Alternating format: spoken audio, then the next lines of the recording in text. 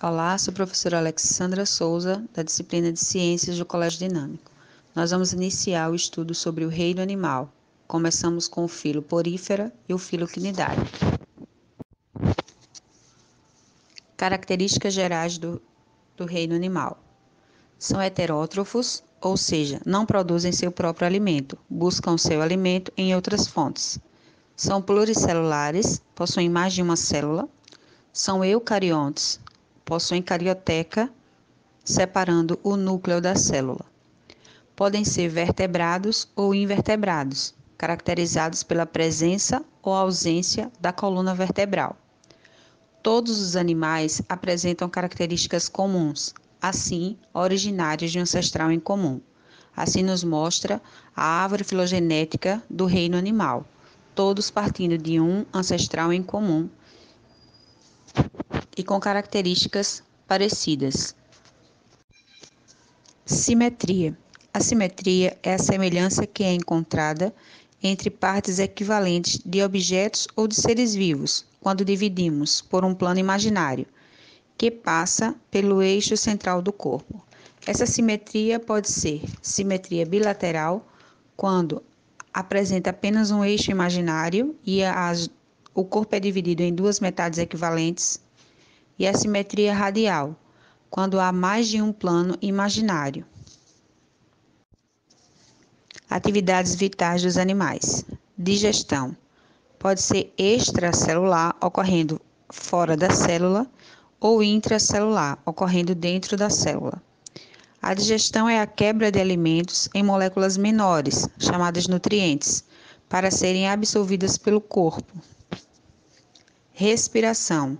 Pode ser de 3 tipos: pulmonar, branquial ou cutânea. A troca pode ser troca gasosa do ambiente, onde você inspira o oxigênio e libera o gás carbônico. E pode ser respiração celular, que é realizada nas mitocôndrias e promove a produção de ATP, energia para que as células consigam realizar suas atividades. A excreção é o resultado do metabolismo. Circulação. Ela pode ser de célula a célula ou pelo sistema circulatório, utilizando o sangue para transportar o material. Reprodução. Pode ser sexuada ou assexuada.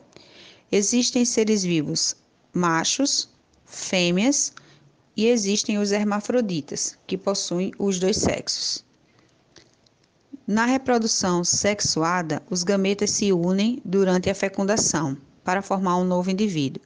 Essa fecundação pode ser interna ou externa, e o desenvolvimento do indivíduo pode ser direto ou pode ser indireto, passando assim pela fase larval. Os poríferos. Os poríferos são representantes do filo Porífera, são assim chamados porque possuem o corpo formado por poros. São aquáticos, tanto de água doce como de água salgada, e são sésseis, ou seja, não possuem vida livre, são fixos no substrato. São heterótrofos e são filtradores. Filtradores porque eles capturam o alimento filtrando a água. Filtrando a água, também conseguem realizar as trocas gasosas e conseguem liberar os excretas.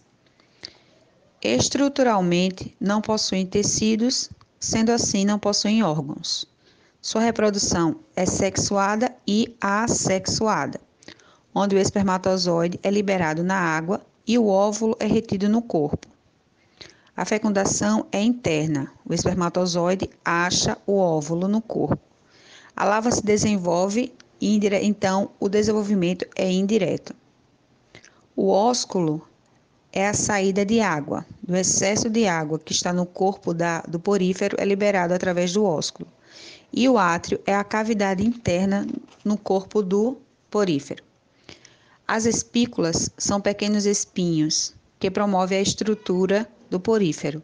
E os porócitos são os poros para a entrada de água, alimentos e espermatozoide. A digestão dos poríferos. A digestão dos poríferos se dá por células especiais, células flageladas, chamadas coanócitos, que batem o flagelo, fazendo com que o alimento entre na célula. Essa célula consegue digerir o alimento e passar esse alimento para a estrutura do porífero.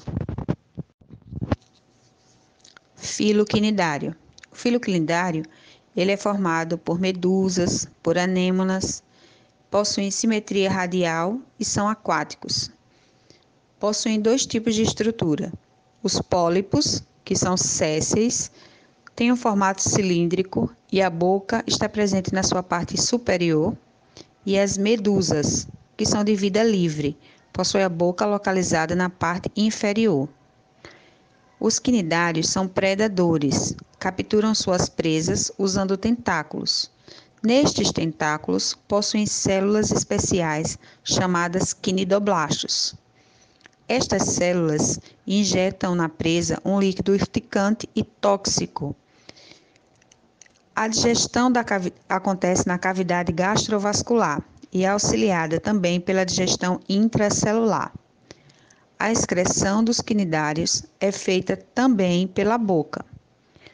A reprodução é assexuada na fase de pólipos e sexuada na fase de medusas. Aguardo você na próxima aula. Um abraço.